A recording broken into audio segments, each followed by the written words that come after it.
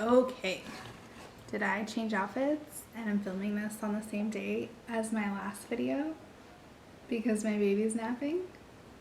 Yeah, you better believe it. I'm rocking my quarantine chic look. This is the first day I've put on makeup in 7 weeks and I literally almost forgot how to put it on. But here I am. This is about as good as it's gonna get. Full face is not happening. When you struggle with adult acne and you finally have an opportunity to let your skin breathe, you take it. I'm gonna talk about my pregnancy. I documented a lot about getting pregnant, and I just want to do a recap video about what my pregnancy was like as best as I can remember. I told myself that I was gonna be that person that journaled everything and took all the notes so I could look back and remember it. That did not happen. So I am reaching into the far stretches of my brain, a brain that comes from my mother who cannot remember what she had for breakfast this morning. And I'm going to do my best to tell you about my pregnancy. I took notes on my phone. Baby Adeline is my pop socket because I had a very different pregnancy experience, I feel like, than a lot of people, just because we started out at a fertility clinic and we were so heavily monitored the entire time. I am considered a high-risk pregnancy because I have Gittleman's syndrome, which I will talk more about in another video as we have discovered a lot more about it and kind of what it is in my life now. It's really not a big deal. It's a kidney disease. It's not a big deal to me. My experience with it isn't that bad. I do have to take 26 pills a day, but they're just magnesium and potassium supplements. So like I said, I will get more into that later. It's very rare, but because of that, I am labeled as a high-risk pregnancy because there's not a lot of research about, how it affects pregnancies.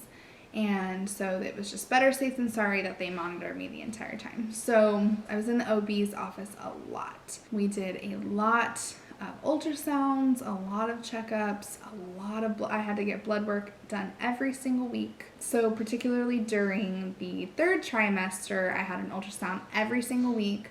I had to do non-stress tests every week, which was where I go in and they strap a heart rate monitor around my belly and I'm in there for like 20 minutes and I had to push a button every time I felt her move. They just wanted to make sure that she was growing well. Overall, I feel like I had a pretty easy pregnancy, which is what no one wants to hear, because especially if you didn't have an easy pregnancy, you're like, well, screw you. But I like to believe that God blessed me with a pretty easy pregnancy because it was so hard to get pregnant in the first place. That's what I like to tell myself. Sorry, we got our backyard done and they left our water on the entire time and it murdered our plants. And so they're back there replacing them. And it's just kind of awkward filming this with people in my backyard. So I did have a pretty easy pregnancy. I had the best skin I've ever had in my whole life. God bless America. And for someone that suffers from adult acne, which I can say out loud, it was definitely a miraculous time to be acne free and enjoy that while it lasted. It's back though. And I got this long hair. I had never been able to grow my hair past here my entire life, and my hair just grew and it was so amazing. I was always so worried about my hair falling out, and that didn't happen, although I'm getting these awkward baby hairs growing in. I don't know where those came from, but I feel like I definitely got that pregnancy glow, and I am ultra thankful for it. I can't say I'm a glowing individual now.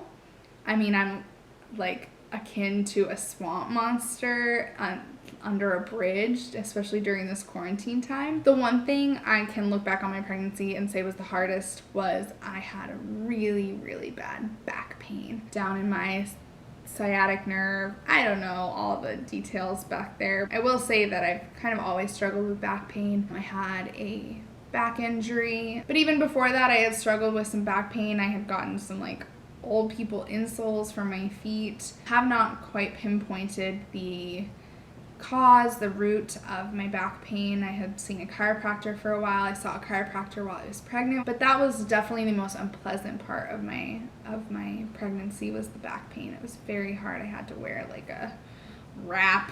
Things got sexy. Things get sexy when you're pregnant and after you have a baby. Like, think about how sexy you are in your life and then like multiply that by 100, and that's pregnancy and having a baby. All the sexiness. I also had to go to maternal fetal medicine a couple times to do like really ultra detailed ultrasounds. I wish I could remember why exactly we had to do that. What I do recall is that I was scared as hell. And sorry, hold on. This is awkward. I just like have these really big bay windows that go across my entire back wall, and they're just like sitting out there, and it's super awkward. Okay, we're just gonna do it. We're just gonna keep going. So I don't recall exactly why I had to do those maternal fetal medicine ultrasounds. What I do recall is they were super scary, and I remember my husband, who is a firefighter full time, he was on shift that day, and I had my mom come with me to the appointment because I couldn't do it alone. I think they were worried about the amount of oxygen that she was getting or something like that. I think ultimately it ended up kind of being a false alarm or like a false reading on like my regular OB's scans that they took. So ultimately it turned out fine. I loved being able to get the maternal fetal medicine ultrasounds because they were the 3D images and they were super detailed, and that was really neat. You got to like see her move in there, which was cool. So finally, the other thing, I had really bad edema. Is that it? Is that the word?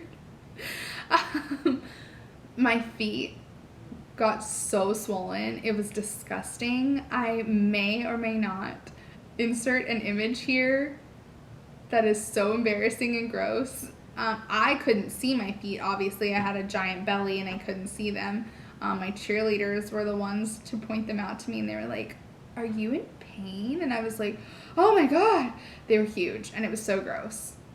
I just think I'll have to insert a photo just so we can really enjoy all of it. So I had to wear like compression socks, which were really hard to get on. I needed help getting those on. Again, circling back to just how sexy pregnancy is.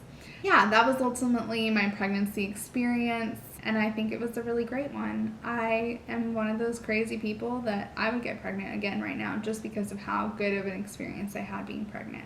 I also had a really great birth experience, which is also what nobody wants to hear, especially if you had a terrible birth experience. I'm going to be talking about my birth experience in the next video that I film in 5 minutes because my child is napping, and I'm going to take advantage of that, and I'm going to change my outfit and pretend that it's another week. Other than that, thank you for listening to my pregnancy kind of recap. If you have any questions, let me know. I will happily answer them. I like to engage in the comments below. I definitely like to respond because I have nothing else to do with my life. What do you have to do with your life? We're in quarantine. Make sure to subscribe to my channel if you can relate to any of my awkward sexiness. Please feel free to like my video. And I hope to see you. You can also follow me on Instagram. You can send me a DM. Do whatever you need to do. If you want to engage with me, I promise I want to engage with you as well. That's so awkward. All right, you guys. I'll see you later. Shabbai.